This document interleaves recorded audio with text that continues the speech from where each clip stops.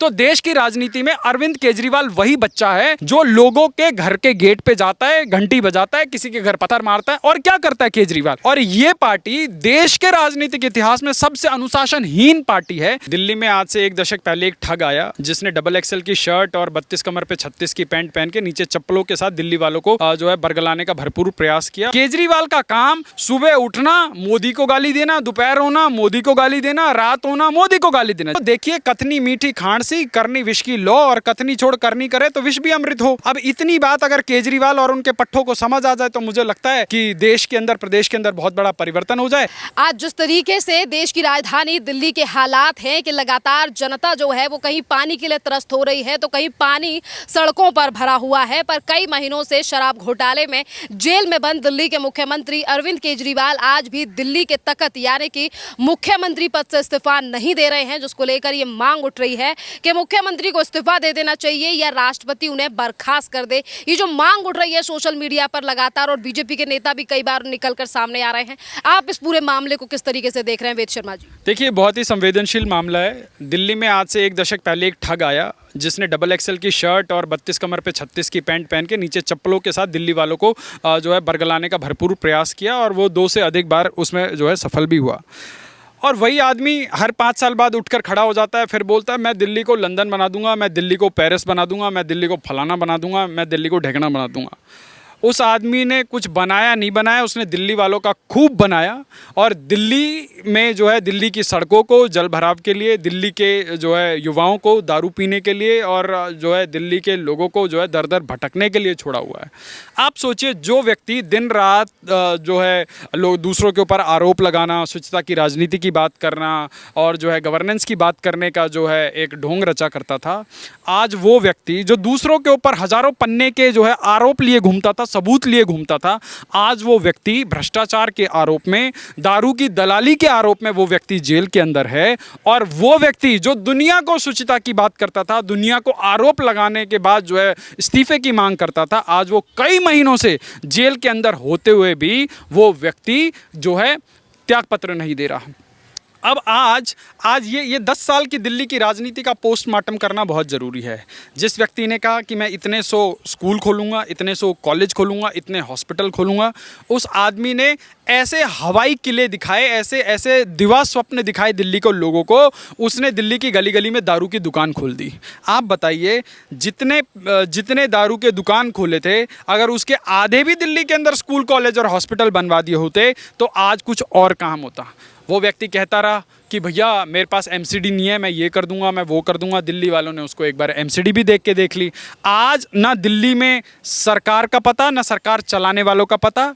हाँ, झंडा फहराना हो तो उसके सरकार के मंत्री खड़े होकर आ जाते हैं, बोलते हैं जी हम झंडा फहराएंगे आउट ऑफ द प्रोटोकॉल। मतलब इस सरकार, देखिए राजनीति में एक अनुशासन नाम की चीज़ होती है, और ये पार्टी देश के राजनीतिक इतिहास में सबसे अनुशासनहीन पार्टी है। जैसे आपने देखा होगा, गली में एक बदमाश शैतान बच्चा होता है जिससे उसके घर वाले नहीं, पूरी गली के लोग परेशान होते हैं। उसका काम क्या होता है? किसी के गेट पे जाना, घंटी बजाना और भाग जाना। तो देश की राजनीति में अरविंद केजरीवाल वही बच्चा है जो लोगों के घर के गेट पे जाता है, घंटी बजाता है, किसी के घर पत्थर मारता है। और क्या करता है केजरीवाल का काम सुबह उठना, मोदी को गाली देना, दोपहर होना, मोदी को गाली देना, रात होना, मोदी को गाली देना। जैसे डॉक्टर आपको बताता है ना कि ये दवा खाने के बाद खानी है, ये दवा खाने से पहले खानी है, ये दवा सोने के टाइम पे खानी है। तो केजरीवाल को किसी ने दवा बता रखी है कि भाई तुम दिन में भी मोदी को गाली दो, सुबह भी मोदी को गाली दो, रात भी मोदी को गाली दो, जिससे शायद तुम्हारे स्वास्थ्य पे कुछ असर पड़ेगा।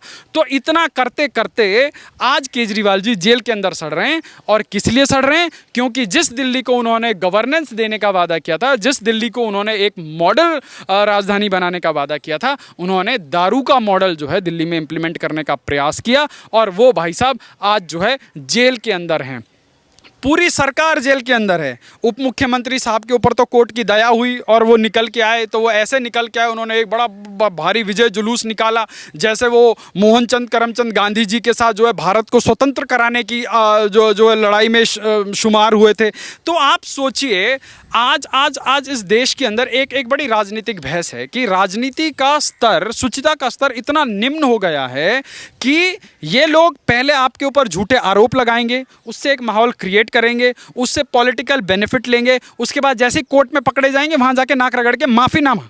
Kejriwal is a repeated offender. वो व्यक्ति कई बार कई राजनेताओं से जो है बिना शर्त माफ़ी मांग के आए हुए हैं, और आप सोचिए आज वो जेल के अंदर सड़ रहे हैं। जेल के अंदर आप देश की हाई कोर्ट, सुप्रीम कोर्ट तो मुझे नहीं लगता कि बीजेपी चलाती है, जेपी नड्डा या नरेंद्र मोदी जी चलाते होंगे। इस देश के अंदर लोकतंत्र के 4 स्तंभों में जो न्यायपालिका है वो एक बहुत मजबूत स्तंभ है, और उसके बाद इनके ऊपर बहुत बड़ी सख्त टिप्पणियाँ हुई हैं, उसके चलते जेल में हैं। और ये भाई साहब जो है, इनका एक मुख्यमंत्री 1-1.5 साल बाद उप मुख्यमंत्री जब निकला तो ऐसा विजयी जुलूस निकाला जा रहा है जैसे पता नहीं इनको अभी आज ही और कल में भारत रत्न मिल जाएगा।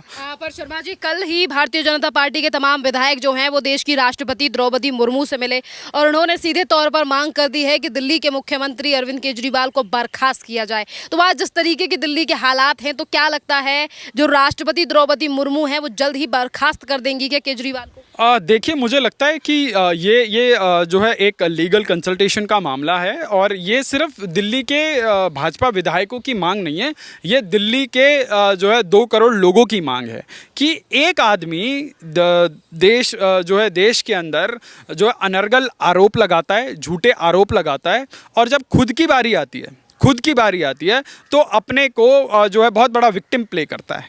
आप बताइए, केजरीवाल को इस दिल्ली की जनता ने तीसरी बार मौका दिया, और उसके बाद पहली बार तो चलो उनकी सरकार गिर गई कुछ महीनों में, किसी के साथ गठबंधन नहीं करूंगा का जुमला फेल हो गया, कांग्रेस के साथ गठबंधन कर लिया क्योंकि ये भाई साहब हैं ही कांग्रेस की बी टीम। उसके बाद दूसरी बार ये बड़े बहुमत से जीत के आए, तो इन्होंने 4 साल कुछ नहीं किया, 4 साल मोदी को कोसते रहे, और चौथे साल में जाके आखिरी में 6 महीने से पहले जाके इन्होंने बिजली माफ़ और पानी माफ़ कर दिया। उसके बाद ये उसी झुंझुनों को पकड़ा के फिर से सत्ता में आ गए। जब से सत्ता में आए तब से ये शराब की दलाली का काम कर रहे थे। उसके बाद जो है इनको न्यायालय ने इनको दूध का दूध पानी का पानी कर दिया, जेल के अंदर है। और अब भाई देश की राजधानी कैसे चलेगी? देश की राजधानी जिसको जो है एक संवैधानिक व्यवस्था के अंदर एक चुना हुआ मुख्यमंत्री मिला है, पूरी की पूरी विधानसभा है, और उसके बाद विधानसभा के जो विभिन्न सत्र बुलाए जाते हैं वो किस लिए बुलाए जाते हैं? वो नरेंद्र मोदी को गाली देने के लिए बुलाए जाते हैं, भाजपा के ऊपर अनर्गल आरोप लगाने के लिए बुलाए जाते हैं। सवाल तो ये भी है ना कि आने वाले साल में दिल्ली में विधानसभा के चुनाव आने वाले हैं, शराब घोटाले में मुख्यमंत्री जेल में हैं, पर आज जिस तरीके से आम आदमी पार्टी कहती है कि दिल्ली की जनता जवाब देगी या केजरीवाल ईमानदार है, तो क्या आज जिस तरीके से दिल्ली के हालात हैं, क्या दिल्ली की जनता फिर एक बार आम आदमी पार्टी पर भरोसा करेगी आने वाले विधानसभा में? देखिए, काठ की हांडी बार बार नहीं चढ़ती। आप किसी को एक बार बेवकूफ़ बना सकते हैं, 2 बार बेवकूफ़ बना सकते हैं, परंतु पिछले 10 सालों में राजधानी की जनता का जागरण हो चुका है। आप सोचिए, पंजाब के अंदर इनकी सरकार है, पंजाब के अंदर लॉ एंड ऑर्डर की क्या स्थिति है, पंजाब के मुख्यमंत्री जो हैं, पंजाब के अंदर आप किसी भी मैटर को उठा लीजिए, आपको दूध का दूध पानी का पानी हो जाएगा। जब यहाँ पे दिल्ली में किसान प्रदर्शन करने आते हैं तो बोलते हैं कि हम एमएसपी देंगे, हम एमएसपी देंगे। अरे भाई, पिछले 2-2.5 साल से तुम्हारी सरकार है, तुम एमएसपी दो ना, तुम्हें कौन रोक रहा है? पंजाब के अंदर सालों साल से किसान धरने पे बैठे होते हैं, मुख्यमंत्री जो है हमेशा पीछे वाले दरवाजे से निकल जाते थे, उन किसानों की कोई मांग उन्होंने एड्रेस नहीं की। तो देखिए, कथनी मीठी खांडसी, करनी विष की लो, और कथनी छोड़ करनी करे तो विष भी अमृत हो।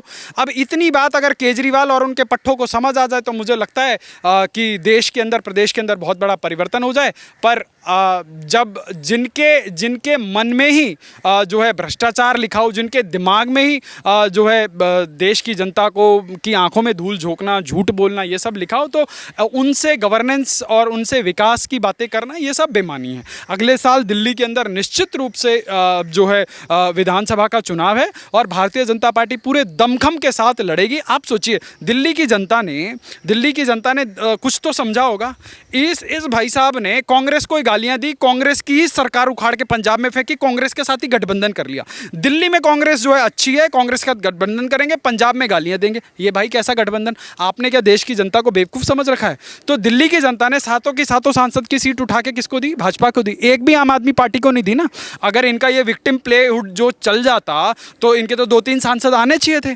तो देखो, दिल्ली की जनता को धीरे धीरे समझ आ गया है। अगले साल भाजपा निश्चित रूप से जो है बीजेपी यहाँ पे पूर्ण बहुमत की सरकार बनाएगी, और इनकी राजनीति का यही जो है उच्चतम स्तर था। इन्होंने कर लिया पिछले 10 साल में जो करना था। अब जो है इनकी जो यात्रा है वो जेल के अंदर होगी। बहुत बहुत धन्यवाद सर।